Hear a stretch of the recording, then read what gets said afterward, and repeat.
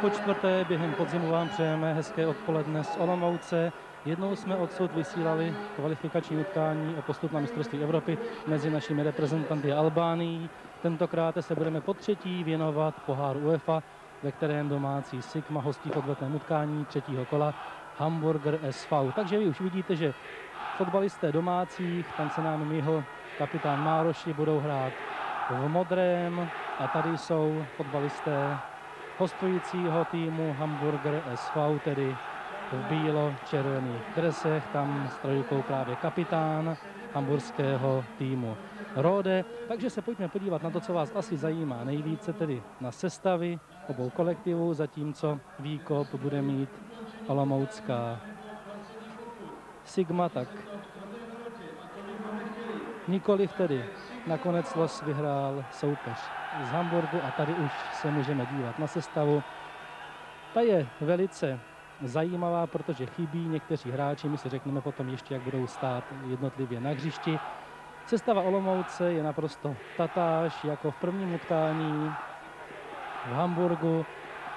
Nedošlo tedy k žádné změně oproti ligovým zápasům, hraje i Kotůlek, který může nastoupit v poháru. Trest, který má z vyloučení do Dunajské Středě, platí pouze pro soutěž ligovou. Takže utkání bylo zahájeno, vy dobře víte, že Sigma nastoupila s jakýmsi náskokem 2-1 z Hamburgu. Znamená to, že pokud chtějí fotbalisté z Německa postoupit, musí dát v Olomouci nejméně 2 branky. Tady jsou rozhodčí Zoran Petrovič jako hlavní, Sava Avramovič a Miroslav Šarac na pomezí, všichni 3 z Jugoslávie, takže si můžeme říci to, co jsem avizoval, tedy základní rozestavení obou kolektivů na hrací ploše. Takže hosté mají přednost, v brance je Golc, před ním hraje před stopera Rode, ten má číslo 3, no a ještě před ním vysunutí Kobr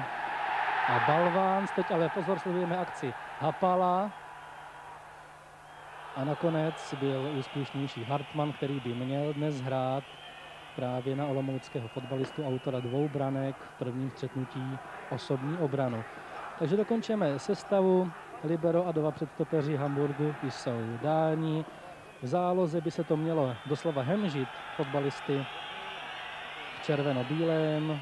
Zprava Šperl, dále Ekl, Hartmann, Ek, Stratos a von Hissen. A v útoku osamocený Polák Furtok. Sigma má brance Přibyla, obrana zprava slabý, boky Kotůlek Vaďura, záloze Hapal, Mároši, Hanus, Látal a v útoku Gottwald a Kerber, ale dá se předpokládat, že stejně jako v Hamburgu Gottwald bude spíše stažen a vyloženě typickým hrotovým hráčem dnes bude ex-zlínský fotbalista Kerber. Terén je mimořádně těžký, zmrzlý, ovšem, jak prohlásil asistent domácího trenéra Karla Bricknera Dan Matuška, pro oba kolektivy stejný, takže se nikdo nemůže na nic vymlouvat. Každopádně technickému fotbalu Sigmy vyhovovat nebude. Tam na straně druhé Sigma má náskok a Hamburg musí tvořit. A to na zmrzlém, doslova přemrzlém trávníku nebude snadné. Teď Kerber, doběhne Hanus, ale už se tam vrátil Stratos, ještě Hanus. Bylo to čistě odehráno německým fotbalistou. Pokračuje se ve hře ve 3. minutě.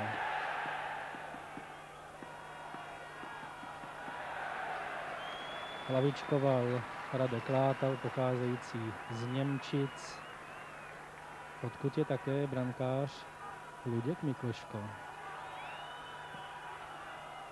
To byla střela Eka, mimochodem hráč stejného, naprosto stejného jména zahraje za fotbalový klub Blšanů. Tady je brankář Přibyl a výkop Vaďury. Hanus, Hapal a znovu u něho s 8 Hartmann, takže ta naše předpověď o určité osobní obraně zhruba od poloviny hřiště na Hapala se zatím ukazuje Je to pravdivá, Hapal udivil svými 2 góly v Hamburgu a pochopitelně bude velice důsledně střežen. Teď ale byl olomoucký fotbalista faulován. Tady se díváme už na Marošiho, který rozehraje spolu s postiženým Hapalem. Hapal vpravo, Maroši vlevo a Maroši je mistrem standardních situací v Sigmě, takže pochopitelně rozehraje on.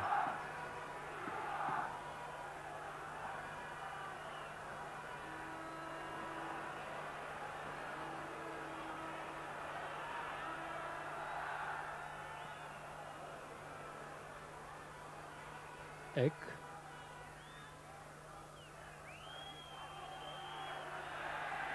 No a Furtok byl dobře střežen. Tam byl Látal, ale viděli jste, jak to klouže. Van Hiesen a Hartmann, ale zase u něho pro změnu Hapal v opačném gardu. A míč má Sigma.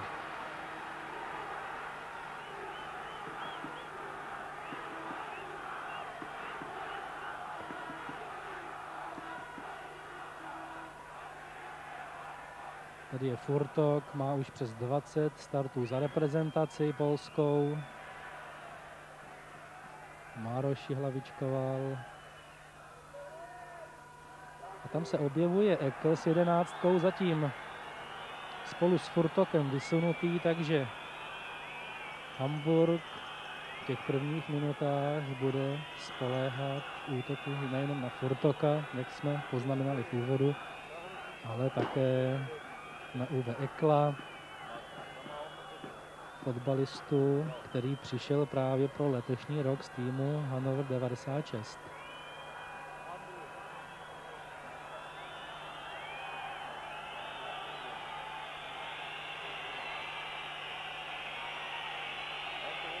Fotbalisté Hamburgu nejsou spokojeni s postavením olomoucké zdi při tomto přímém volném kopu. Je to zřejmě taktická varianta, no a ta se hodně nepovedla, nakonec ještě Rode střílel. A to je postavení mimo hru a v něm se ocitá hráč Šperl.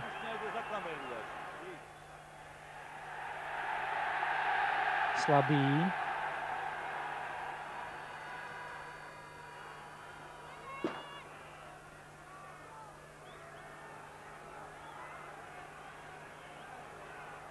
Pravý obránce Sigmy Miloš Slabý rozehraje Hapal a hozovat bude Hamburg.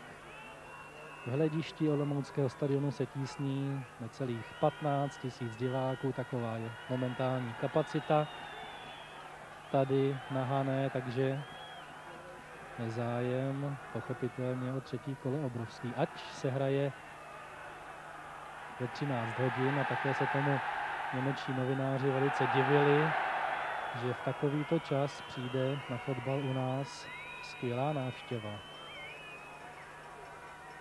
Látal. Ta přihrávka na Gottwalda nevyšla. Ekl.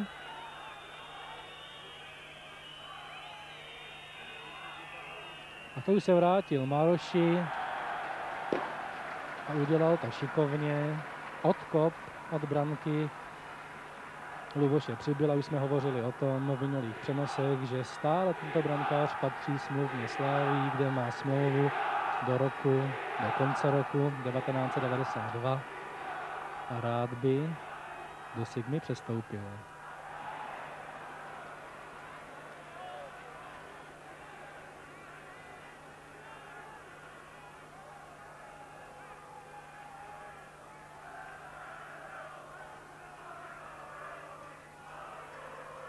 Tým Hamburger SV to neměl před dnešním zápasem snadné se sestavou.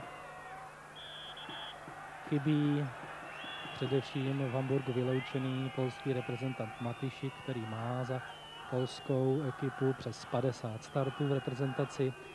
Žluté karty postihly Brazilce Nanda.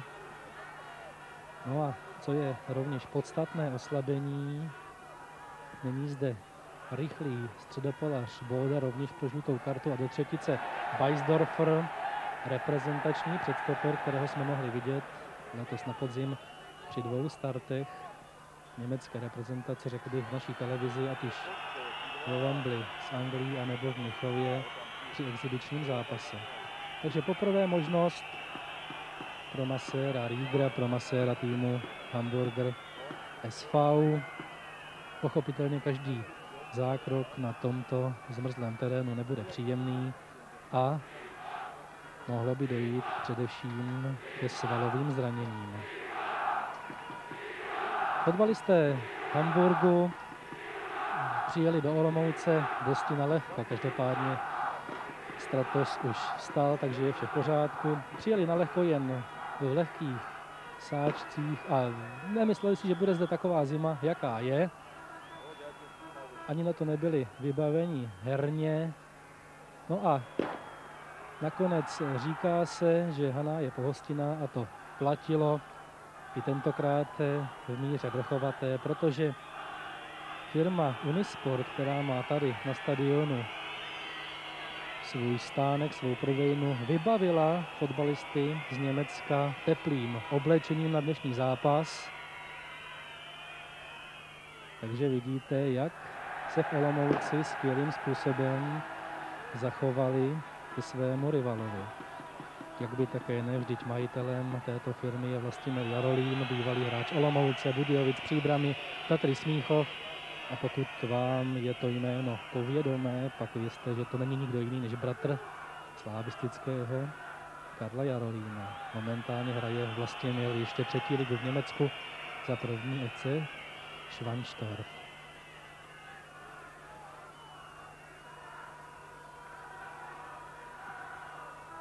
Richard Goltz vykopl, fotbalista, který je už 4 roky v hamburském týmu. Maroši, ale málem Stratos vystihl přihrávku, teď slabý. Tam je Hapal a u něho jeho věrný stín Hartmann. A nakonec to byl Kobr, který fauloval našeho fotbalistu, a to bude přímý volný kop ze vzdálenosti, ze které lze centrem poslat padáček na hlavu některého z útočníků. Hapal na nohou a už si tam běží mimo obraz kamery pro míč kdo jiný než Jan Maroši. Pokud si vzpomínáte na předchozí zápas tady v Olomouci s Torpédem, dal branku.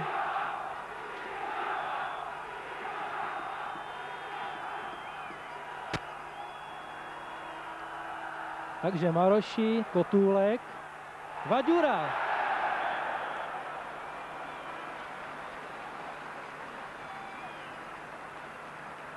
Levý obránce Sigmy Olomouc, tady je Jiří Vaďura. Byl prvním z domácího kolektivu, kdo výrazněji ohrozil branku. Tady to máme ještě jednou, ale to už se budeme po Kotůlkově hlavě a Vaďurově střele věnovat rohovému kopu. Ano, reprezentanta Hapala. Na rohy tedy 1-1. Maroši, to je gól! Gól, který střílí Kerber. Roman Kerber, kterému se dařilo zatím v poháru UEFA, dal už 3 branky. Dostává olomouckou Sigmu do vedení 1-0 a v těchto chvílích, pokud by Hamburg dal 2 góly, bylo by pouze prodloužení. K postupu už musí fotbalisté z Německa dát 3 branky a to si řekněme je mimořádně těžké. Rozjásané tribuny Němci rozehráli. Takže tedy ještě jednou se podívejme na Marošiho, Kerber a 1-0.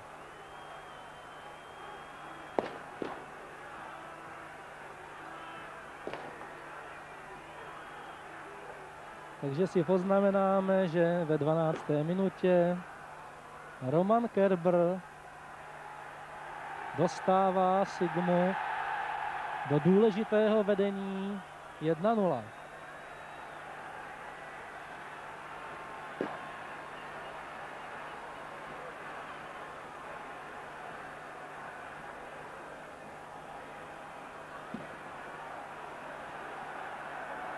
Už jsem to říkal, Kerberova třetí branka v dosavadním průběhu poháru UEFA. Byl úspěšný doma i venku s Bangorem.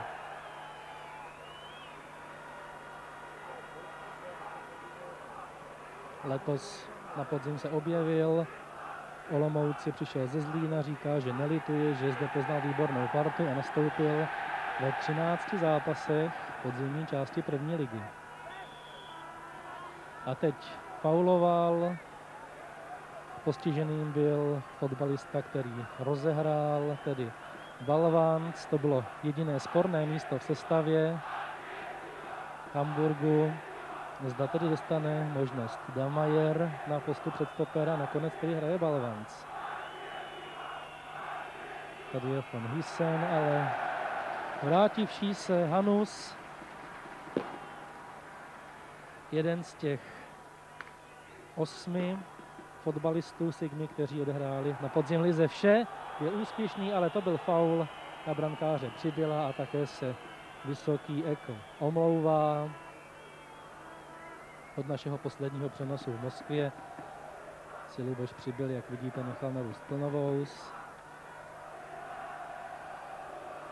Do světa fotbalu vykročil z Pardubic. Měl několik nabídek hrát v Praze, nakonec si vybral Slávii ve 83. Ovšem, popravdě řečeno, příliš možností nakonec nedostal a byla doba zlá, přezlá, kdy hrával dokonce za juniorku obránce. No, dnes je výraznou hvězdou olomouckého týmu. Kerber, ale to už bylo dlouhé. A tak Gottwald, který právě v zápasech s Hamburgem nahradil v sestavě Šindeláře, bude jen hazovat.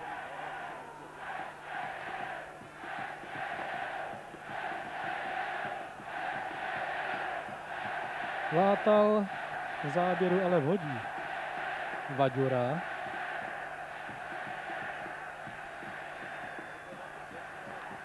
Nakonec míč odlátal a přešel do zámezí a možnost pro Hamburg. Máme za sebou čtvrt hodinu utkání, ve kterém zatím vede domácí Sigma nad týmem Hamburger SV brankou Romana Kerbera 1-0.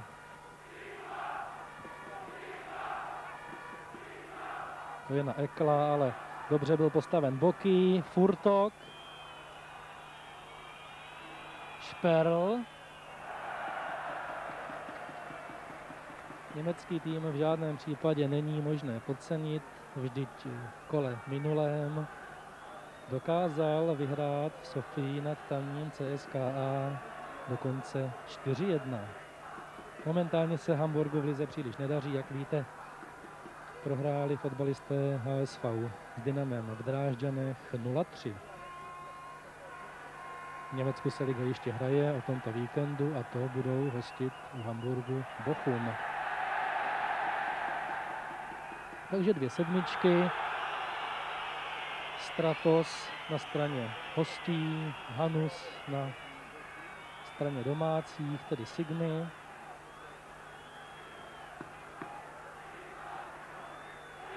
Kdo jiný než Jan Maroši.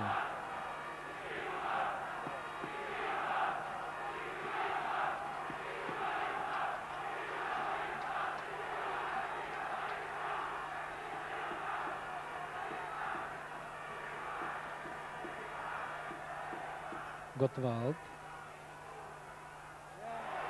No a tam skákal Hapal. Znovu Hapal. Hapal a Kerber byli prvně v možnosti, po druhé ještě znovu Pavel Hapal a tentokrát poslal míč, jak jste viděli, hlavou do rukou brankáře Golce, ale opět na sebe upozornil.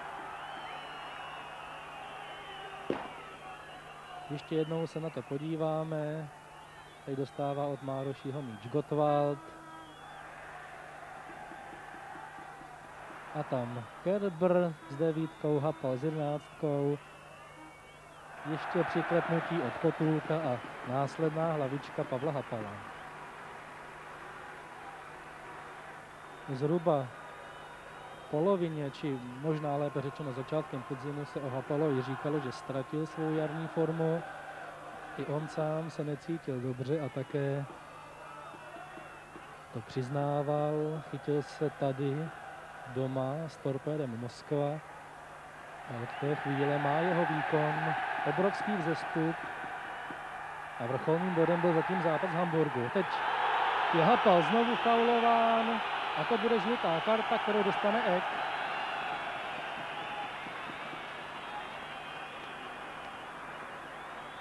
Tak musím se omluvit, byl to Hartmann. Takže první žlutá na straně fotbalistů Hamburgu. Domácí Sigma zatím hrála tak, že žlutou kartu jugoslávský rozhodčí vytahovat nemusel. Tentokrát je Hapal. No Mároši uklouzl, ale přesto ještě doběhl, ovšem ta příprava ta už nemohla být dostatečná.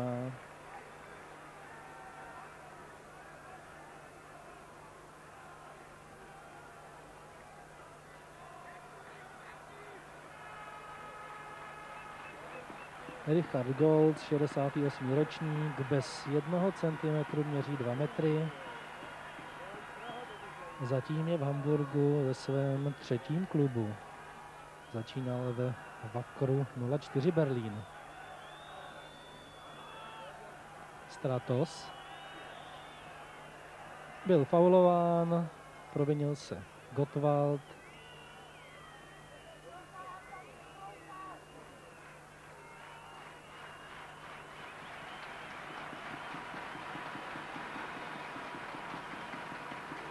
Rozehraje Eck. Nakonec Stratos poprvé, podruhé, teď Hartmann. Rode, pozor!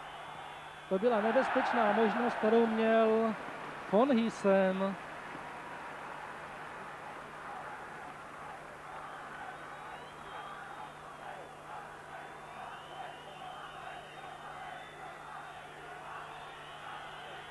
Takže druhý roh. A znovu tam byl Ekl a následná střela, kterou vyslal Balánc. Už pro Sigmu hovoří v dobrém.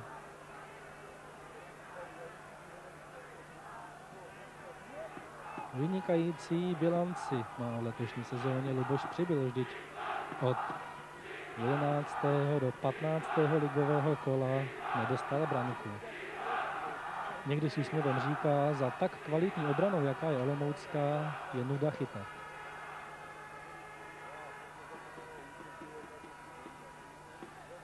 Promíci doběhl Hartmann, kterého známe zatím jako osobního strážce, 62. ročník, přišel z VfB Stuttgart. Teď Boky. To bude sprint pro Látala. Ano.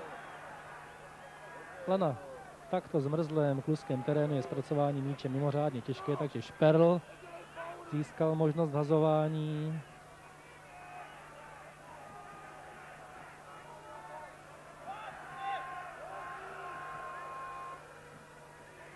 Boky.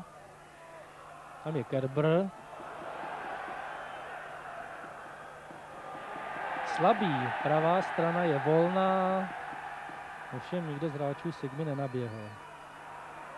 A tam jste viděli právě, jak těžký pohyb podání Hanuse musí hráči zvládat. Teď Stratos, ale už se tam vrátil Kotůlek, olympijský reprezentant. Je dobře, že na něm není vidět znát. Nucená přestávka z ligy. Teď Ekl stále s Furtokem vysunutý a HSV rozehrají třetí rohový kop. Už je tam připraven Eck.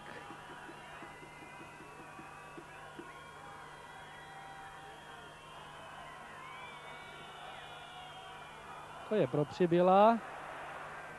Hysen, znovu Ek. A Hapal. A Mároši a běží Látal vepředu. Hazovat bude Hartmann.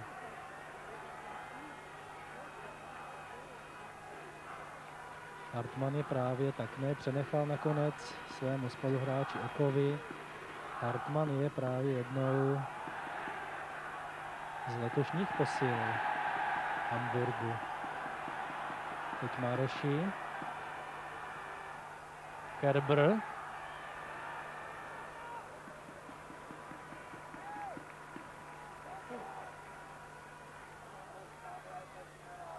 Fotbalistům ze známého přístavu odešlo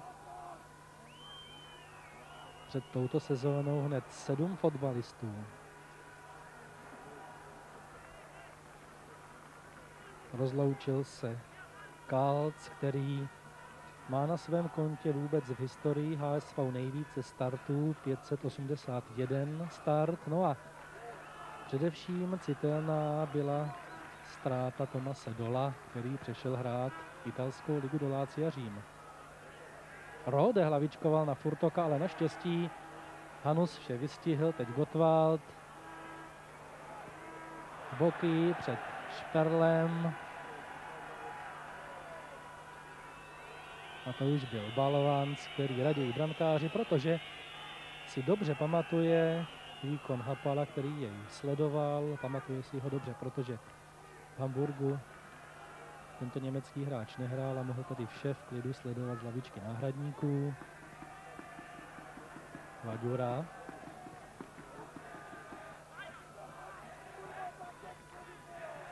Ta Balvansova přihrávka na Eka nevyšla, takže slabý. Mároši.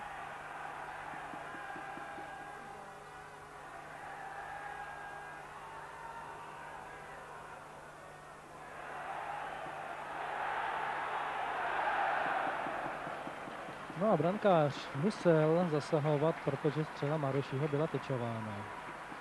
Přes záda Rodeho až k brankáři Golcovi.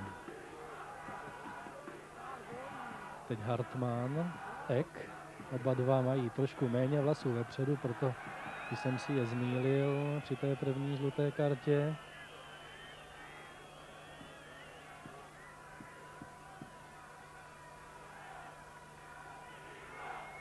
Teď rozehraje Ek. Tam je Ekl, ale také Kotůlek naštěstí a zápětí slabý. Ek dříve než Kerber, ale máme míč. Mároši. Postavení mimo hru. Postavení mimo hru je odmáváno jugoslávským rozhodčím.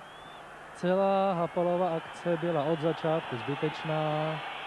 Diváci se zlobí, ale myslím, že nemají pravdu. Rádi bychom pochopitelně viděli Hapala samotného na brankáře, ale nebyl to dle mého názoru on, ale Kerber, který v momentě přihrávky stál před obranou HSV. Pozor, to bylo nebezpečné na Furtoka. Rode a u něho Vaďura. Ek. Tam je zase Furtok. Šperl. Rode, Šperl. Ekl. Van Hysen. No.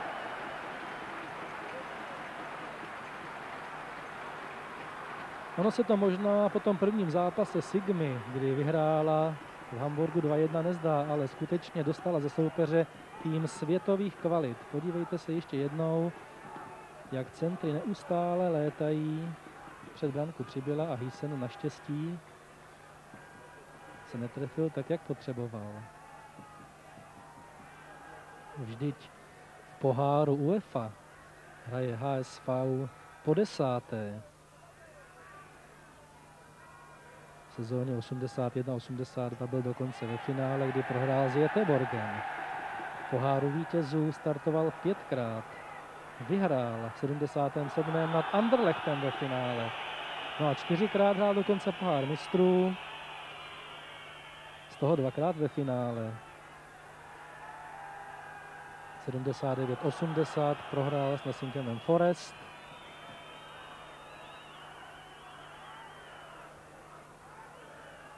Finálové utkání s Juventusem Turín 1-0 v sezóně 82-83. To si ještě určitě mnozí pamatujete.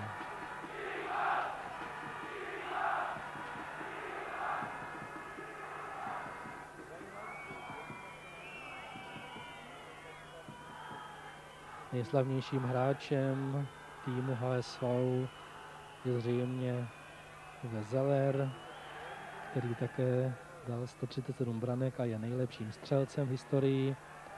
Za ním je Hrubeš z 96 a vlastně jemu na dostřel se z momentálního kádru může počtem branek dostat pouze von Hiesen. Když už jsem vyjmenovával ty veliké osobnosti, které hrály v historii hamburského týmu, není možné opomenout, že senzační byl přestup především Angličana Kevina Keegana. Maroši. Dostane míč Hanus, ale Rode už jej tísní a dokonce jej držel za ruku. A teď se ještě tomu všemu diví.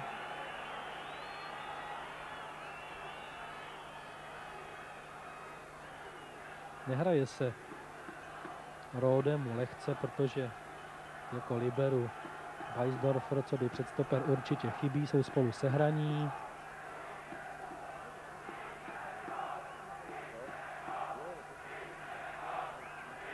Jan Maroši, motor záložní řady, nebo možná lépe řečeno mozek záložní velice pohyblivé řady Olomouce.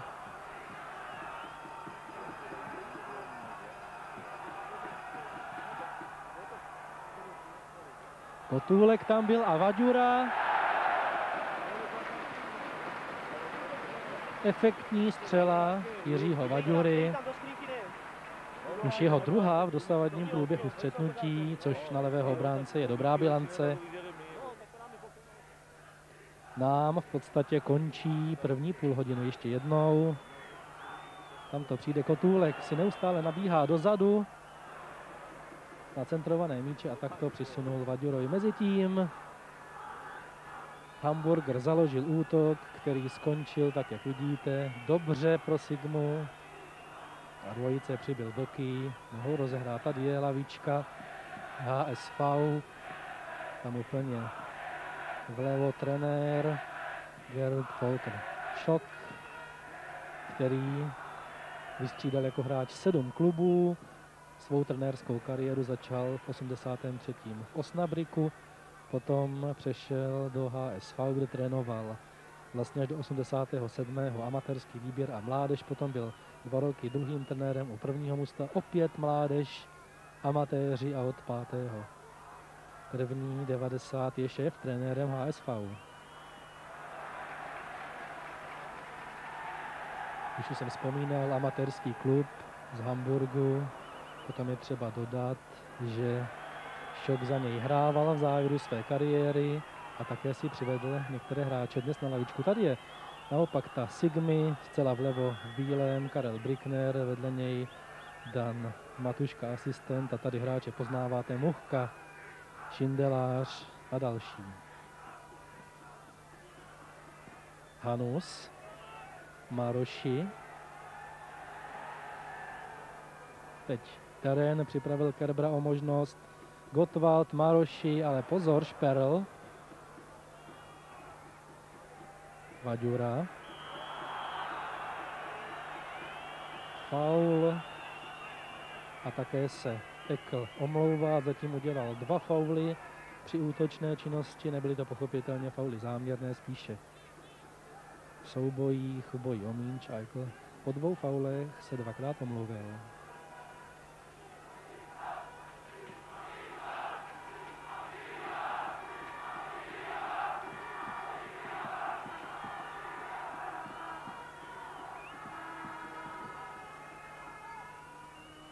Hartmann. Slabý.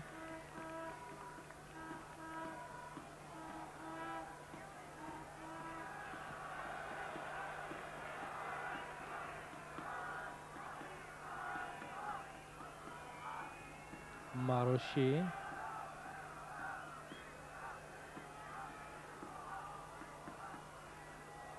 Znovu Furtok,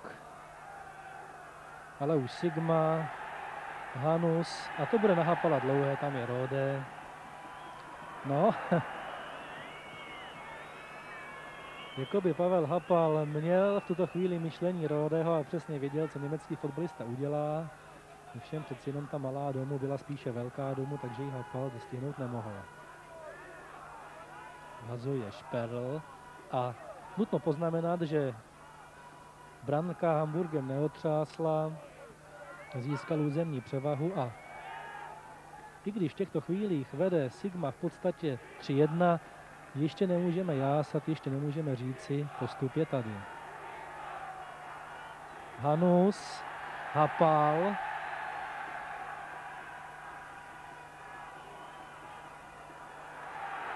Stále jde a teď je faulován Stratosem. To si myslím, že by bylo na žlutou kartu.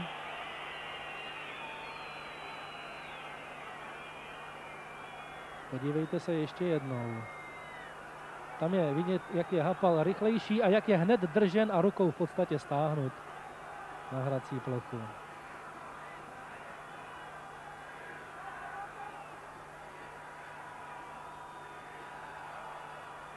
Takže tomuto se říká malý roh. Výhodná pozice. Stratos a Ek v takové mini zdi. Proti nim Jan Mároši a modrá záplava, Kerber. Ne, už ne. Vrátil se i Ekl, teď Furtok. Ale to nebylo právě povedené od Balvance. Tady se díváme na Kotůlka, na Vaduru a tam s Květkou právě Balvans, fotbalista, který nehrál v prvním utkání v Hamburgu, přišel v 87. z Melnu. V podstatě je spíše náhradníkem. Má na svém kontě za ty 4 roky pouhou 40 zápasů za HSV a to není příliš.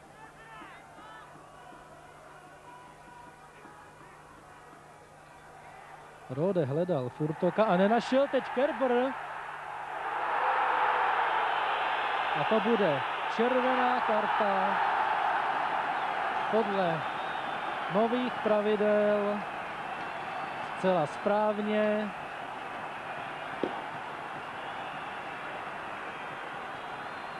A Roman Kerber po zákroku brankáře Richarda Golce bude zřejmě ošetřován. Ještě jednou se podívejme. Kerber jde sám. Ano, bylo to jasné. Hrubý nesportovní zákrok, za který brankář odchází. A to znamená, že Hamburg bude muset střídat.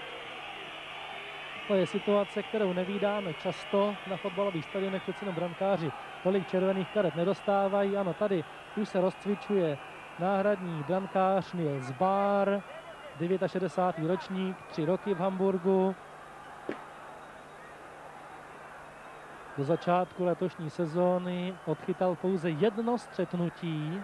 Vy se ještě jednou díváte na Kerberovu možnost a na faul, po kterém následovala červená karta. A teď samozřejmě v týmu HSV diskuse o tom, kdo odstoupí. Podle mého názoru to bude Uwe Ekl. Tady se rozcvičuje Niels Bahr. 1,86 cm vysoký brankář, 77 kg vážící.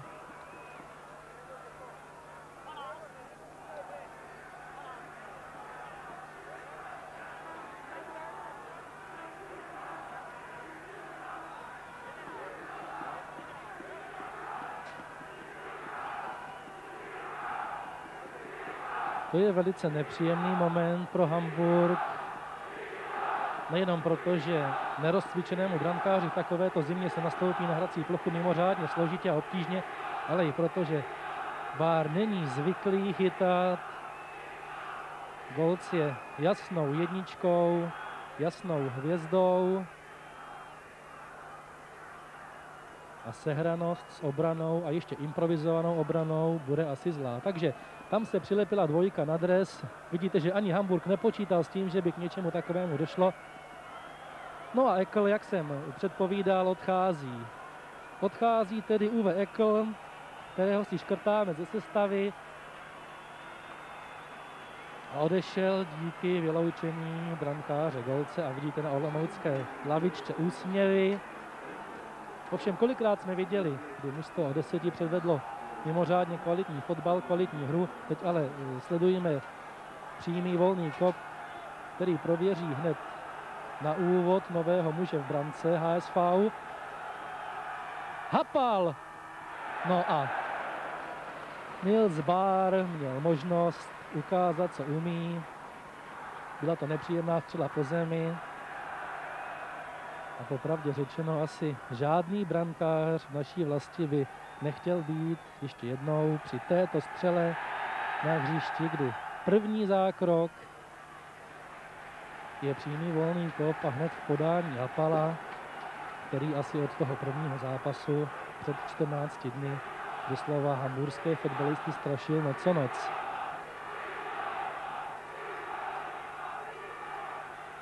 Slabý. Znovu Kerber, Gottwald. Mároši! No, břevno.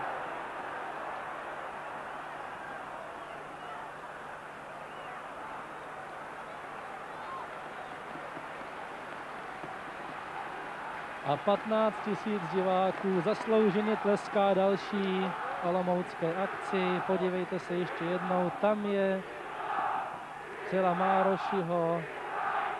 Byla tečována, Rode to byl, kdo tečoval míč.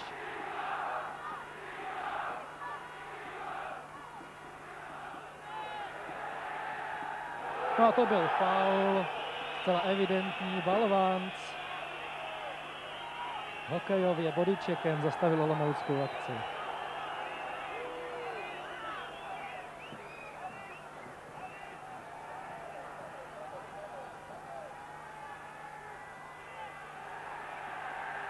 Hapal.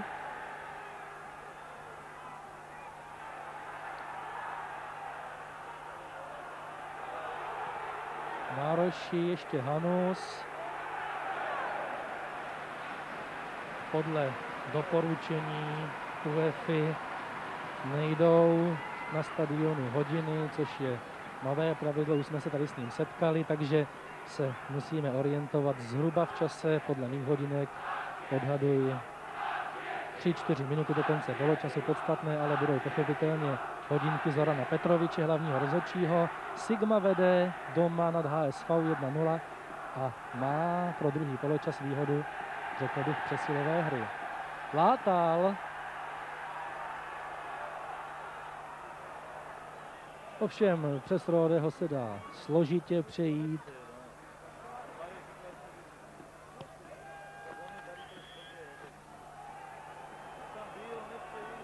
Šperl rozehraje zatím z té záložní formace, z té silné záložní formace je nejvíce stažen dozadu na post jakéhosi falešného pravého beka.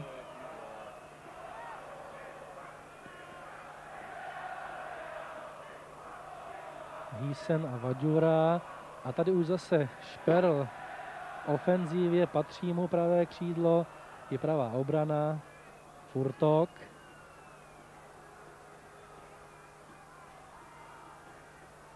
Šperl je, řekl bych, takovým hamburským Pavlem Hapalem na pravé straně. Jednou vzadu, jednou vepředu.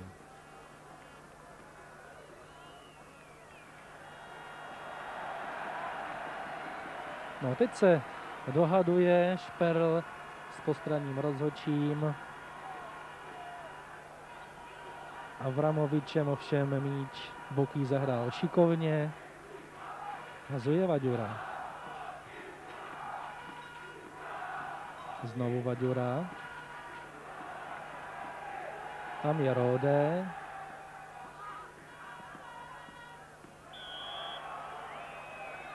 Šperl fauloval Gottwalda, už je rozehráno. Vaďura.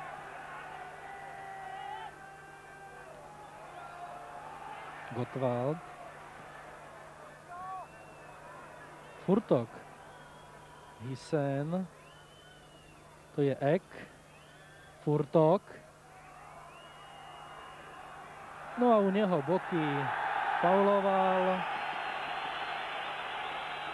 Těžko říci z této vzdálenosti, zda to byl faul. Boky je známý tím, že dokáže míč odebrat bez faulu naprosto čistým způsobem.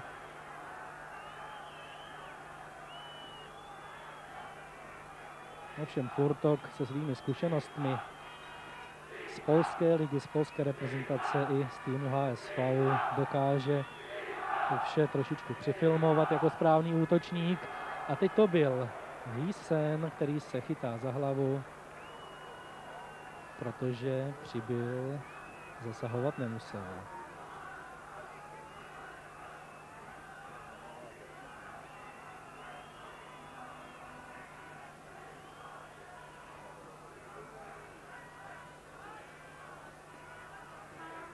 Rozehraje Boky. No, Hartmann stále si drží Hapala velice důsledně. Znovu Boky, ale mezi tím byl faulován Furtok, po druhé v krátké době za sebou, fotbalista přišedší do HSV z Katovic. Působí v Hamburgu 3 roky. Je mu už 29 let.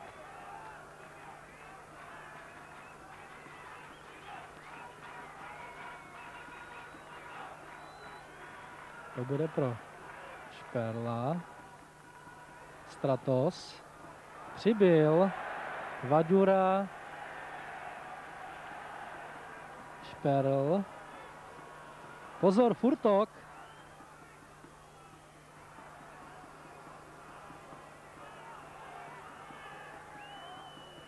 Hysen, ale vrátivší se látal a raději pryč, raději na chviličku uklidnit hru. Kobr. A míč má Sigma. Skutečně poslední sekundy prvního poločasu. Poločasu, který nám přinesl jen a jen radost. Ještě se bude vhazovat, ukazuje hlavně rozhodčí Vaďurou. Gottwald, Kerber. Byl faulován Stratosem. Tady je Karel Brickner, muž, který dokázal letos obrovský kus práce a v těchto chvílích končí první poločas, který Sigma vyhrála nad HSV 1-0 a má za sebou, řekl bych, tu třetí čtvrtinu vzájemného měření sil třetího kola poháru UEFA. Zatím tedy v každém případě spokojenost, my se ještě jistě podíváme na tu situaci. Tam jsme viděli rozehrání Hapala, Mároši a Roman Kerber, střelec, který přišel ze Zlína, už o tom řeč byla, dostal Sigmu do vedení 1-0 a ten stav trvá. Takže po přestávce se zmrzlé, ale radostné Hané opět naslyšenou.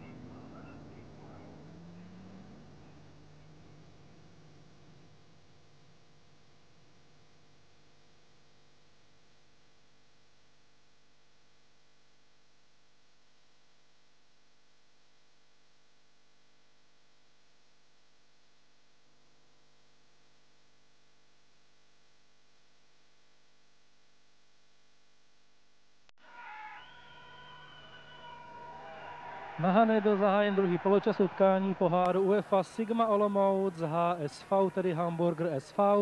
Stav je, a vy to asi víte, 1-0.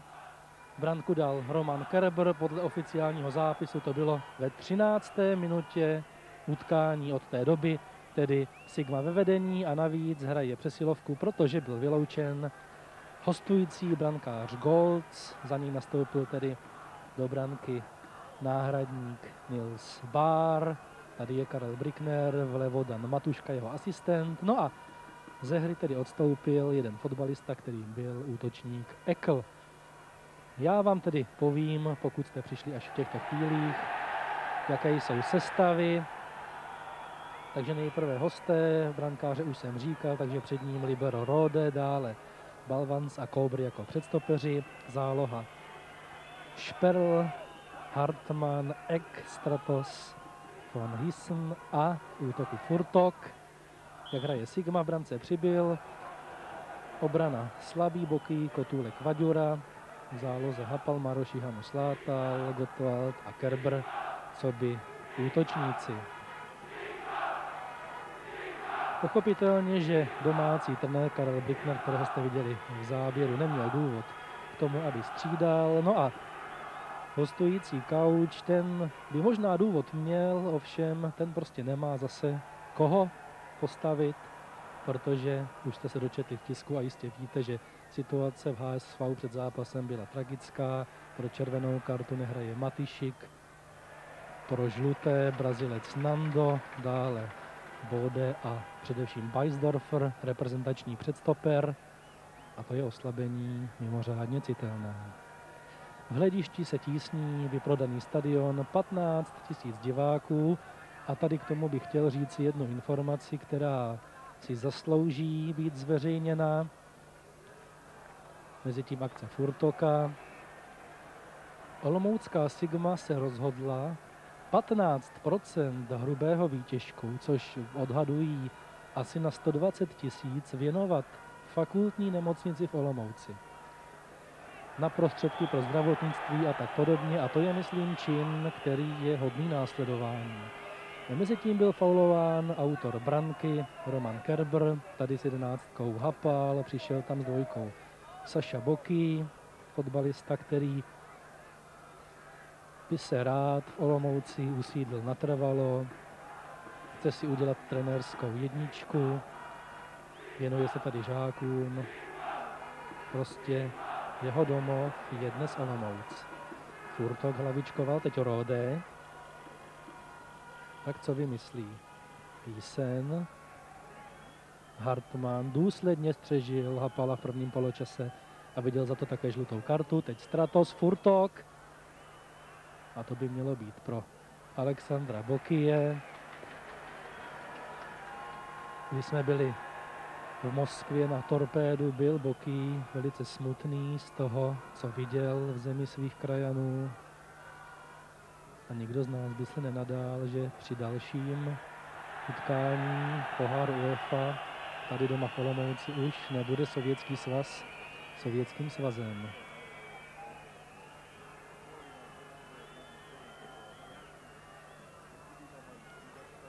Takže Šperl rozehraje.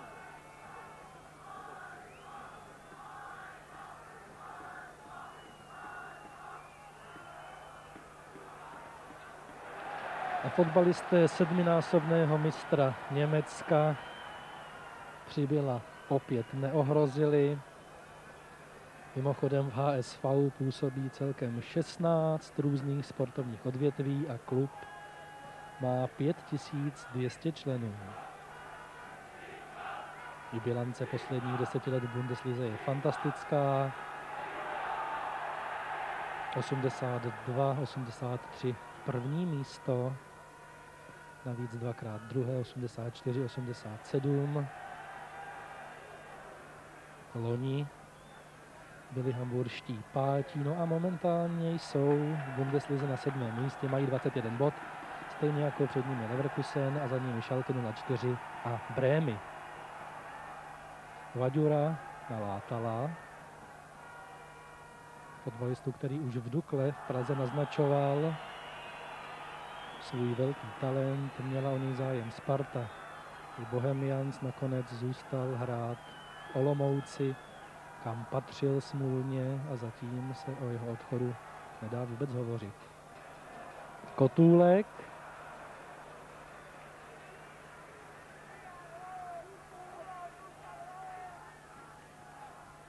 Martin Kotůlek, který střílel, už jsem to říkal, stojí v lize pro trest. Tady se díváme na lavičku HSV. Damajer by mohl být tím, kdo by na hřiště nastoupit mohl v podstatě svými zkušenostmi, ale další fotbalisté Bochard, Klevs a Van der Steen jsou v podstatě hráči amatérského celku HSV. Teď Kerber. Stále Rode se tam vrátil.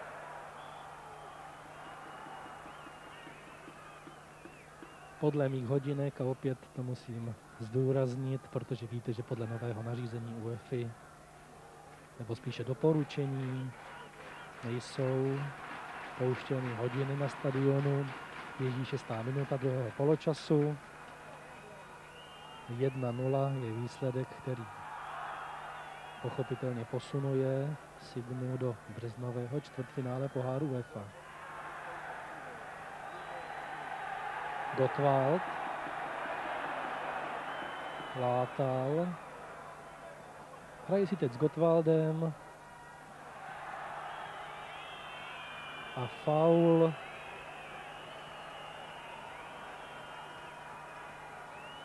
Saša Boký, který byl postižen, a nebývá to u něj zvykem, se trošičku pozlobil na svého protivníka, teď Vaďura.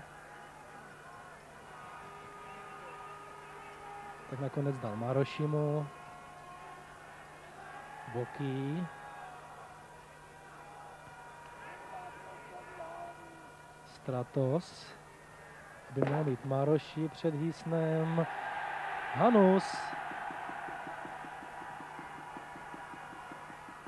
Vaďura, ale Rode se vrátil, teď i Balvánc. Co to bude? Ano, Sigma zůstane u míče a Jiří Vaďura rozehraje první rohový kop v druhé části hry, tak nejenom přenechal míč svému spoluhráči Janu Marošimu. Už jsme byli zaskočeni, že by rozehrával zleva někdo jiný než Maroši. Zprava zase občas vypomůže Hapal.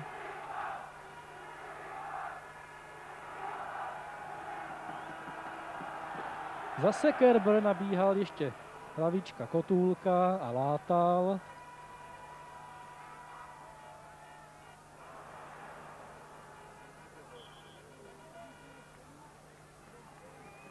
Při minulém utkání tady s Torpédem byl v hledišti transparent oslavující Romana Kerbera, přijeli jej povzbudit ze Zlína. Říkal, jsem trošku smutný, že se mi nepodařilo dát branku před svými krajny, když postup je samozřejmě přes Torpédo mimořádně cenný, ovšem dnes si to vše vynahradil vele důležitým gólem a už to také bylo řečeno třetím v letošním poháru UEFA.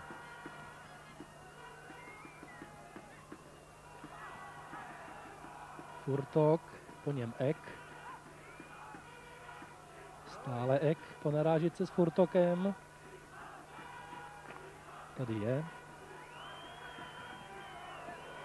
No a Hartmann je takové klišé, propagační střela, takže to také dnes použijeme.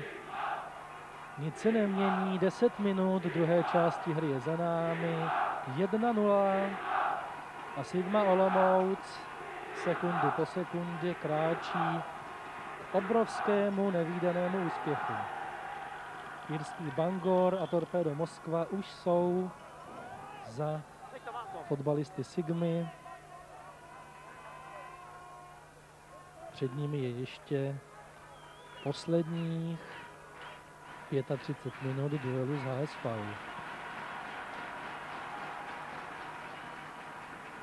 Kotůlek. No to byl výlet. Nilse Bára.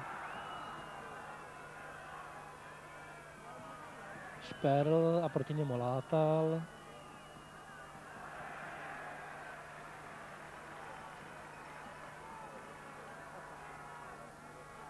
Stratos na chviličku, znovu Šperl a znovu Stratos. Tam byl Furtok a nakonec Kerber, když se to Hapalovi v prvosledovém odkopnutí nepodařilo tak, jak si představoval, to už bude pro Kobra.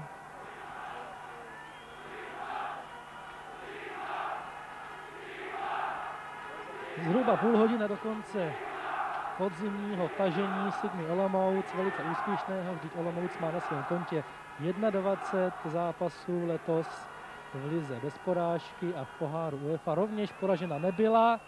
Wiesen a nic se nemění. Zatím v lize má nejlepší bilanci v sérii neporazitelnosti Slávy a 27 zápasů v sezónách 28-29 a 29-30. Trnava za své velké éry 22 zápasů bez porážky. Olomouc stejně jako Sparta z roku 49-50 21.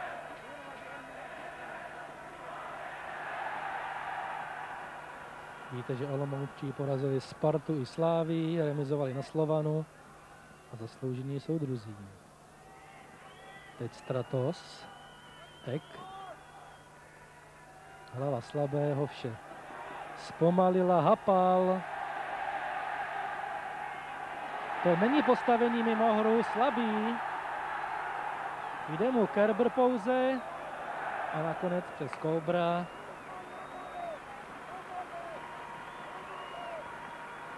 Možnost opět rozehrát pro Nilse Bára. Zanedlouho bude mít narozeniny, narodil se 16. prosince 69 a tento zápas je pro něj v jeho dosavadní kariéře zatím nejvýznamnější a nejdůležitější. Ek.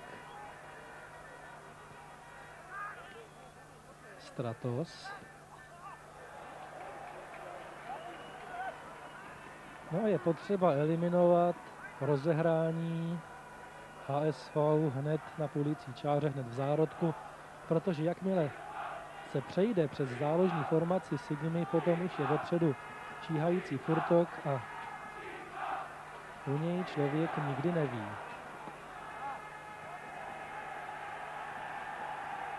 Rode. No, teď si trošku zaleškoval s brankářem a přinutil Gottwalda, který ani nečekal, že by se ještě mohl dostat do možné šance.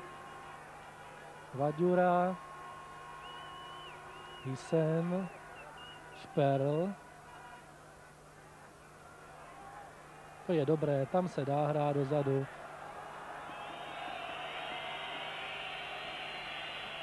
Hartmann. Boky. Maroši. Hanus.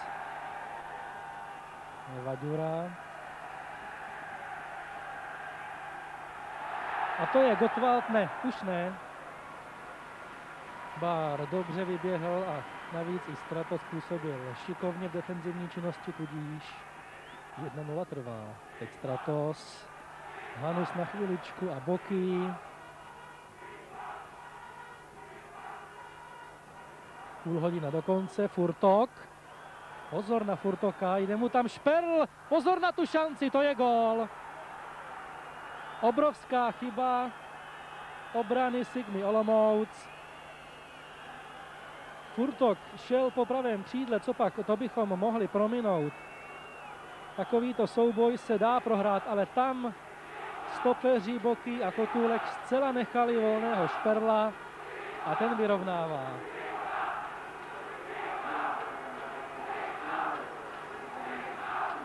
Takže bohužel Přibyl kapituloval a není na to z ligy zvyklý. Podle mého odhadu 15. minuta druhé části hry. 1-1. Šperl, no a vidíte. Rázem je o co hrát, rázem se musí bojovat, protože další branka Hamburgu by znamenala prodloužení. Ek.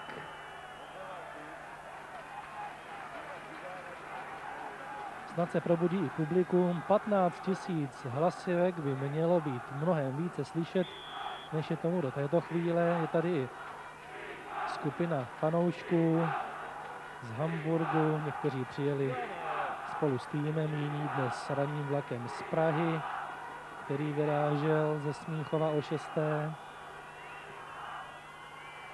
Pozor, zase Furtok.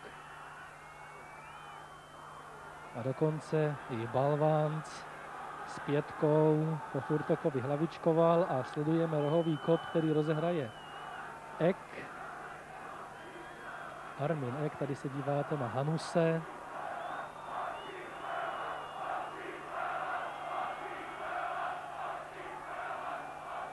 Kerber tentokrát hlavičkoval dobře v defenzivní činnosti, ale Hamburg má míč.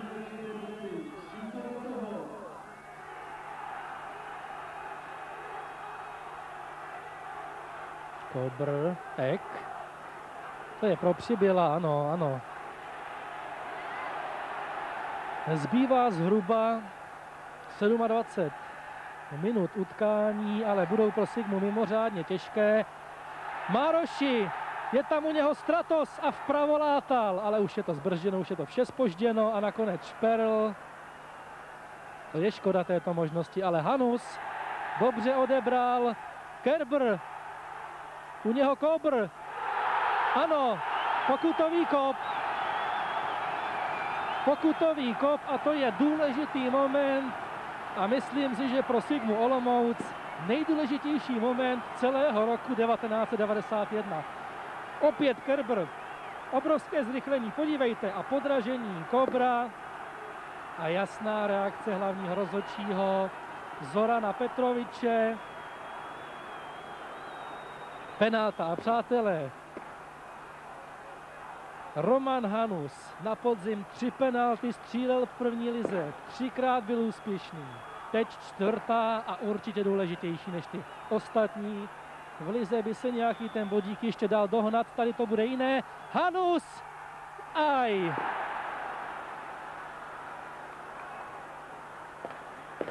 Říká se nám to nesmírně těžko, ale Niels Bahr, střídající brankář, se chopil příležitosti, zapače si, jak se říká, a podívejte se. Hanus nedal. Ale jenom ať tento moment Sigmu nezlomí. Mároši. Vaďura. Gól! Gól Hapal! Vedeme 2-1. Vedeme 2-1 a zase je to jiné. Fantastický gól Pavla Hapala. Dal Hamburgu 3 branky a podívejte se, jak má Hapal obrovskou radost. Ještě jednou. Mároši, rohový kop a tam byl Hapal. Přesně věděl, kam si naběhnout. A jestliže před malou chvílí u té své pravé tyče brankář Hamburgu chytil pokutový kop, tentokrát se mu to nepodařilo. Sigma Hamburger 2-1 a bude se střídat. Odejde s 10 Gottwald a s číslem 15 přijde, tady je Šindelář, fotbalista, který dal důležité branky v poháru UEFA, mimochodem doma Torpédu a 2 branky v Bangor, takže vlastně spolu s Kerberem nejlepší střelec. Radek Šindelář.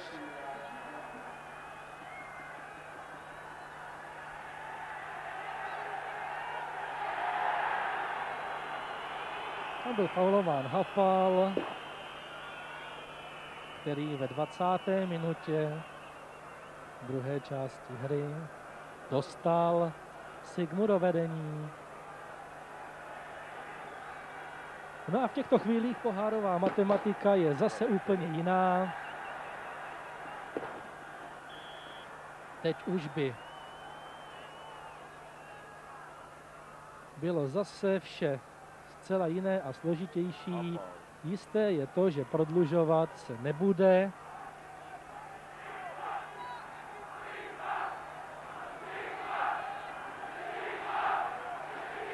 Hamburk by tady v Olomouci teď už bez jakýchkoliv diskusí musel dát dohromady 3 branky.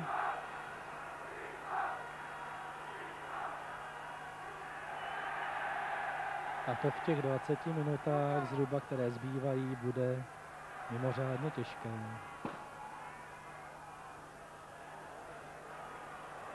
Boky.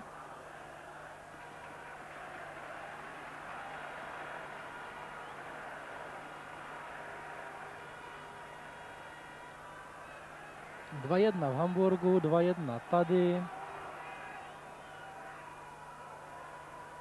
Tam jsou právě velice důležité ty 2 branky, které dala Sigma na půdě soupeře. Proto tedy musí hamburští fotbalisté tady v Olomouci vstřelit branky 3. Jednu mají.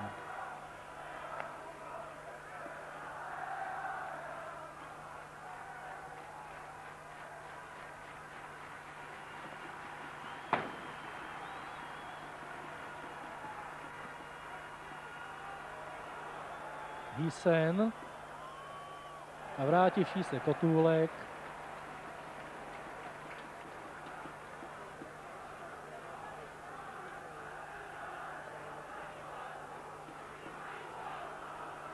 Rohový kop rozehraje Ek. Pozor, Hysen dobře zpracovával míč. Hazuje Šperl, autor zatím té 1 branky z potřebných 3.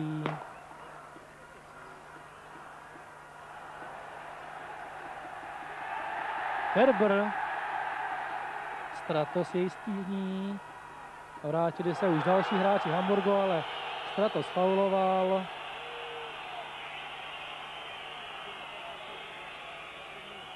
Podání ruky. A rozehrává Hapal. Maroši.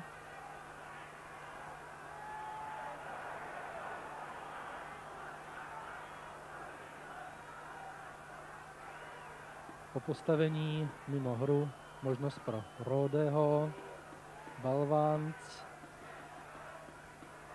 Kde pak? Tam je jenom Boky.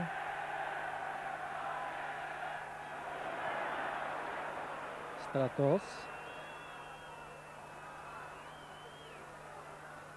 Rode Furtokovi, tedy Šperl Furtokovi, pardon. Hapal. Kerber.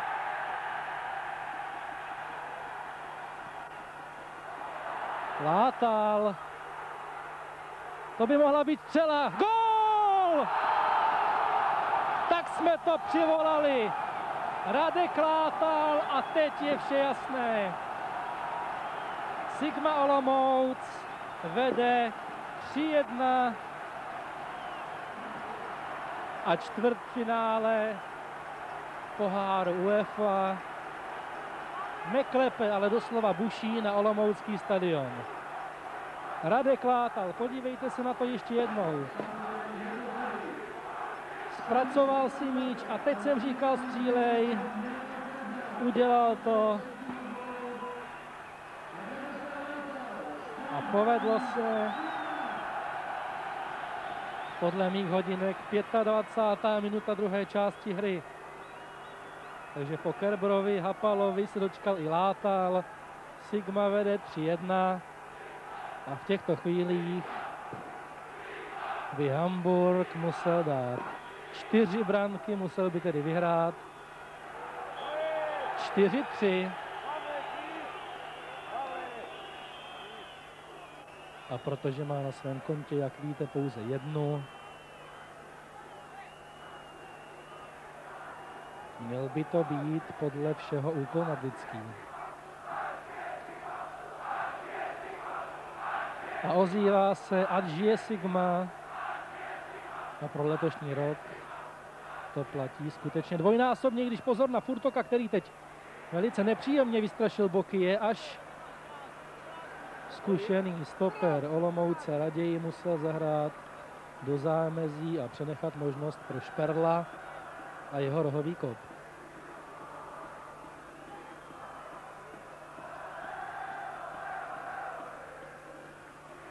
Hysen, ne, už Kerber, Maroši, Látal tam byl o několik málo centimetrů postavení mimo hru. No, nedá se nic dělat, hraje se dál a vedeme 3-1. Teď Furtok, Hysen, Ek, Boky a Pryč s míčem, Kerber, Stratos byl dobře postaven, teď Boky, slabý, Kerber, hazuje Hamburger.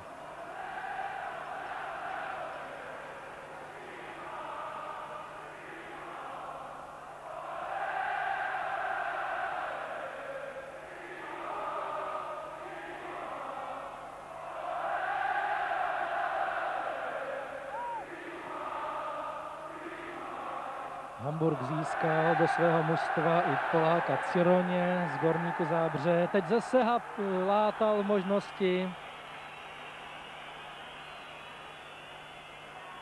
Ovšem Ciroň zatím ještě v pohárových zápasech hrát nemůže. Takže to už je vlastně třetí polský fotbalista vedle Furtoka a Matykiewicze, který zavítal do přístavního města.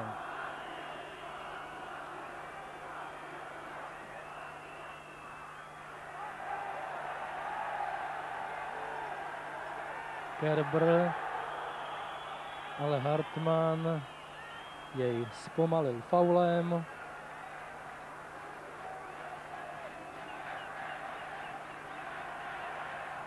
Tandem Kerber-Hapal.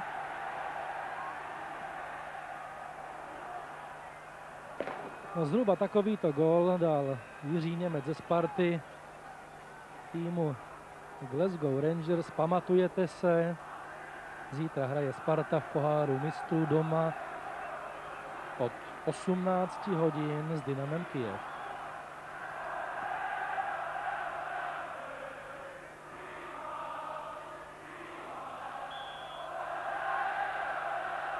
Rozehraje Sigma.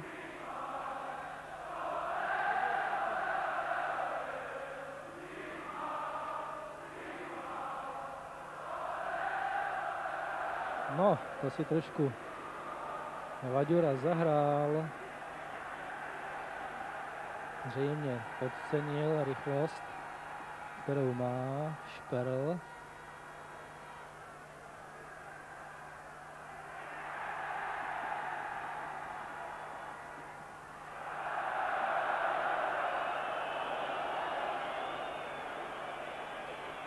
A míč je mimo prostor olomouckého stadionu, je do hry poslán už nový. Tady se díváme opět na brankáře Bára, který vystřídal útočníka Ekla po vyloučení golce. Vaďura, Šindelář byl krátký, škoda. Slabý. Furtok, ale Hapal před Ekem úspěšný. No a Hapala odzbrojit, to je obrovské umění. Teď Kerber, Maroši, Hysen tam je, ale také Vaďura a po něm Látal. Ještě Kerber znovu má možnost. Hanus! Gól! To je branka, která bude určitě jednou z nejhezčích v letošním roce, kterou Sigma dala a kterou dali naši fotbalisté vůbec. Podívejte se ještě jednou, tady to začalo u Kerbera. Hanus. Krásně bez přípravy. To je gól, který se bude opakovat. Ne dnes večer ve zpravodajských relacích, ale dlouhé dny až do konce roku a určitě v naší anketě o televizní gól měsíce dostane hodně hlasů. Takže si zapíšme 31. minuta. Hanus 4-1. Kdo to čekal?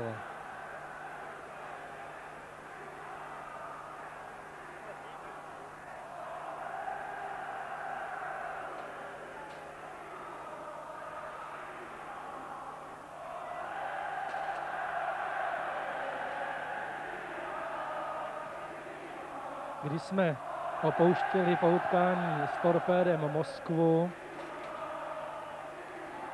osobně jsem si přál dostat ve třetím kole tým HSV a vyšlo to. A tak jsem se dnes ptal sekretáře Kubíčka, koho by chtěl, abych mu opět předpověděl před zápasem. On říkal, prosím vás, nezakřikněte to, mlčte, bude to nesmírně těžké. Bylo to těžké, ale povedlo se. Hamburger vystřídal, s číslem 7 odstoupil Stratos a se 13 vítají diváci už potleskem Detleva Damajera, to je ten fotbalista, o kterém jsem říkal, že by mohl nastoupit, protože má zkušenosti. Byla dána výhoda po zahrání rukou, ale za chytrý postavení mimo hru.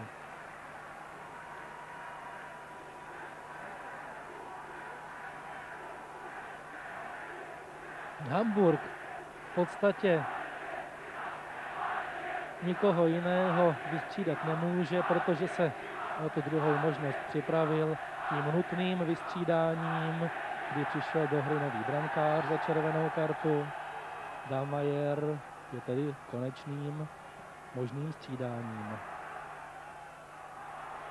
Vaďura. Teď Šperl. Sigma ještě jednu možnost výměny má.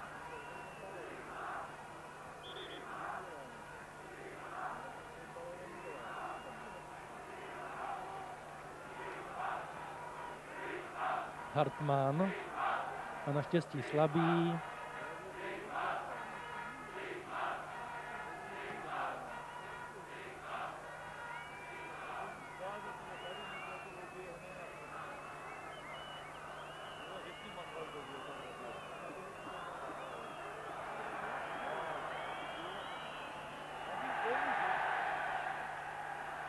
Látal, je podkopnut, provinil se Balvánc, před stoper, pochopitelně odpískáno.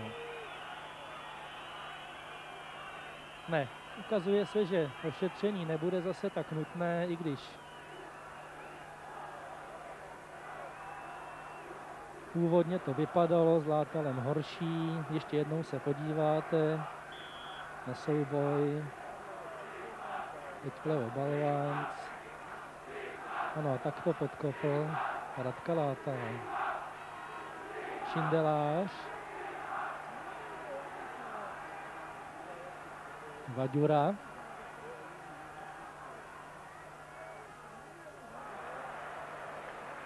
Rohový kop. Takže zřejmě Vaďura jako předtím podá míč Marošimu. Nakrátko. Znovu Vaďura. Rode. Hysen. Ale u něho už Látal. A Maroši. Teď poprvé Damajer. Pokoušel se uličku na Šperla, ale nevyšlo to, nic se neděje. Sigma Olomouc je prvním historickým soupeřem Hamburgu v evropských pohárech z naší vlasti.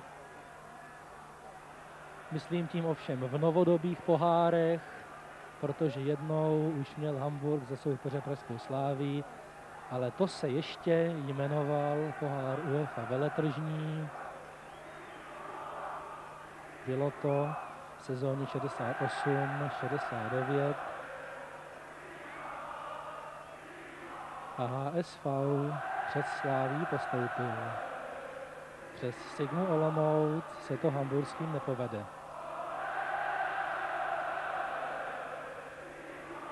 Šperl.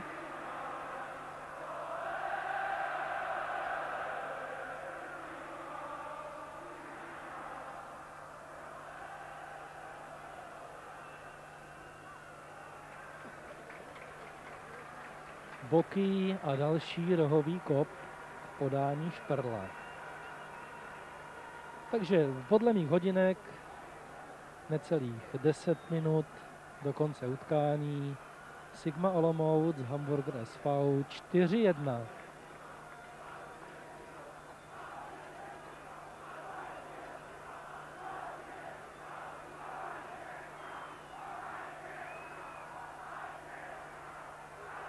Damajer, znovu Šperl.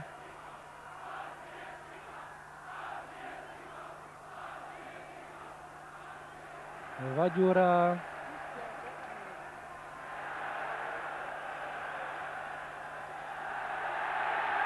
Látal. U něho Kobr. A Kerber. Ještě Šindelář. Ne, už ne. Hapal.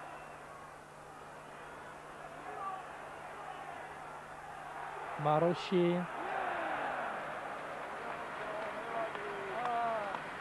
A jeho střelou končí další akce Sigmy Olomouc. Podívejte se znovu.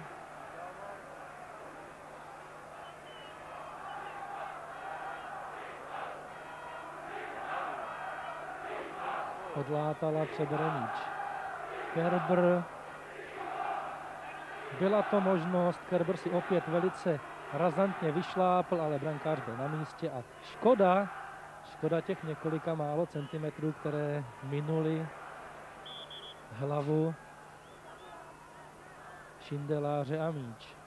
Už rozehrál Ek, teď Furtok v pěkném detailním záběru.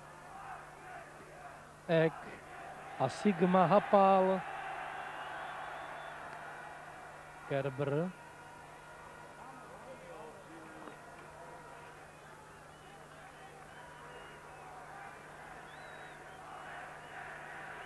Miloš Slabý, spolehlivý obránce.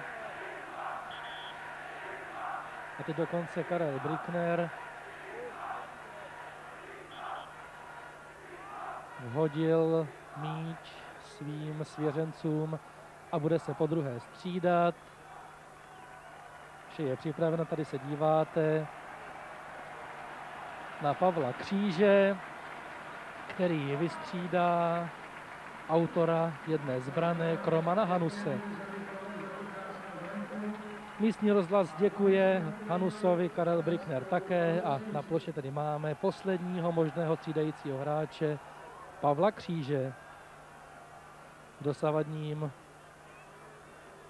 průběhu ligové soutěže patří Kříž spíše k těm střídajícím fotbalistům. Zatím ještě v silném olomouckém týmu stabilní místo nemá.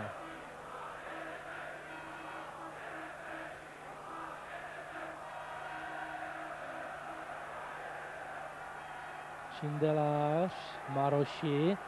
To bude na Šindeláře, to by mohla být střela. A také byla. Ještě možnost, znovu Šindelář a Kerber se dnes rozehrál k obrovskému výkonu.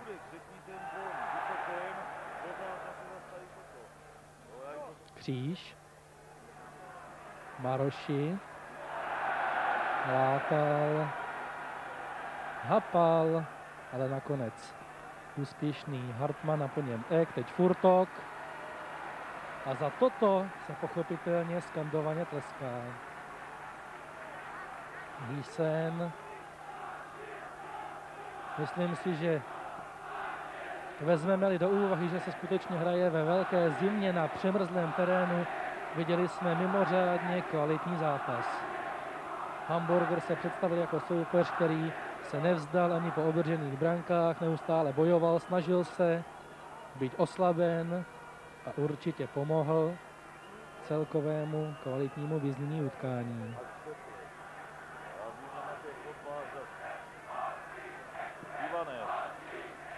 Necelých 5 minut a skončí letošní rok pro Sigmu. Rok, na který v Olomouci dlouho nezapomenou. Karel Brickner, který je podle mého názoru, a to berte jako subjektivní dojem, naprostou trenérskou jedničkou roku 1991, říkal, nemám mužstvo hvězd, ale tento jeho výrok beru pouze jako důkaz jeho skromnosti a skromnosti všech, kteří tady v Olomouci pečují o Kopanou, protože mám pocit, že na hřišti se třpití dnes v modrobílém jedna hvězda za druhou. Přibyl super hvězda v brance. Zkušený Boky, nastupující Kotůlek, který má teď míč. Tvrdí Beci, slabý a Vaďura. O záložní formaci není třeba hovořit. Mozek Mároši a vedle něj 3 pohybliví fotbalisté Látal, Hapal, Hanus. A v útoku zkušený Šindelář, nastupující generace v podobě Gottwalda, anebo Kerber, který se dnes stal výraznou osobností zápasu a podle mého názoru sehrál svůj životní duel. Látal, hvězda olympijského týmu. A tady Karel Brickner. Je to zvláštní člověk, nekřičí, stačí, jenom se podívá na své svěřence, jenom se podívá, to jsme viděli v Moskvě. A teď nemyslím pouze život sportovní, i ten mimo. A hned je klid, hned je vše vyřešeno, stačí jeden Bricknerův příšnější pohled a olomoučtí fotbalisté jsou jako beránci. To, co tady Karel Brickner dokázal, bez velkých sponzorů, bez velkých mecenášů, to je dílo, kterému asi nikdy nebude v Olomouci zapomenuto. Ale věnujeme se zase hře, věnujeme se jí, protože se nám naštěstí blíží konec zápasu, i když teď bych si klidně přál, aby se hrálo půl hodiny, protože to, co předvádí Sigma, je parádní a excelentní.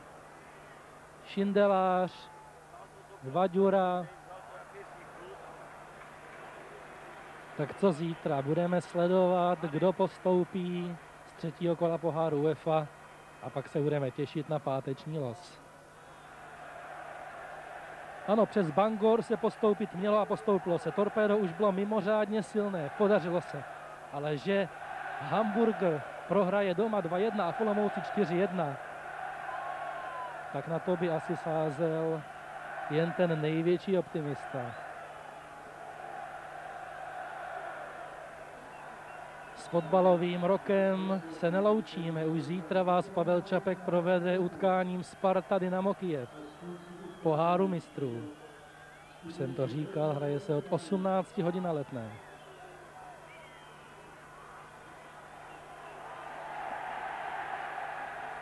Damajer před dalším střídajícím fotbalistou Šindelářem. Přátelé, vychutnejme poslední okamžiky utkání. 15 000 diváků tleská. Přišli, viděli vítězství a ještě pomohli fakultní nemocnici nezanedbatelnou částkou. Ať je takových dnů, jako ten letošní v Olomouci, více a více.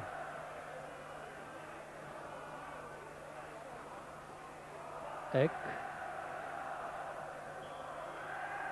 Furtok přistrčil protihráče.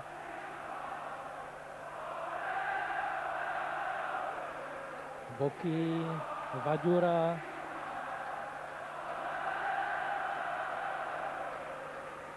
A spočítal bych možná snadno diváky, kteří v těchto chvílích netleskali.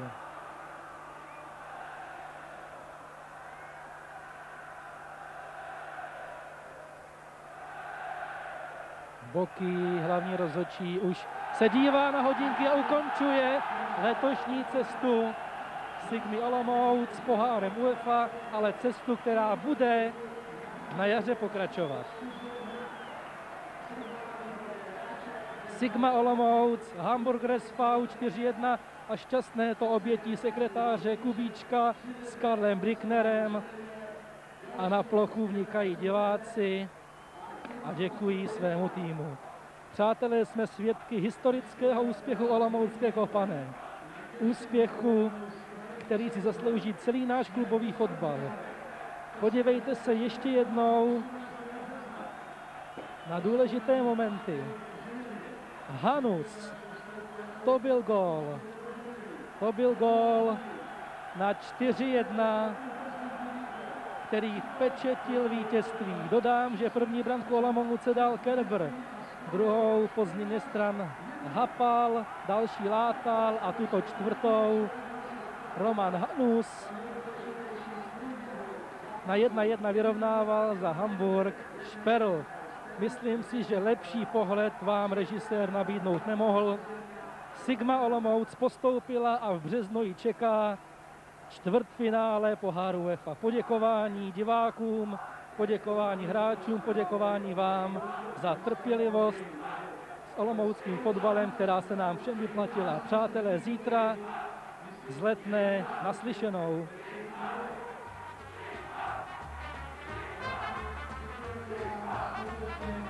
Thank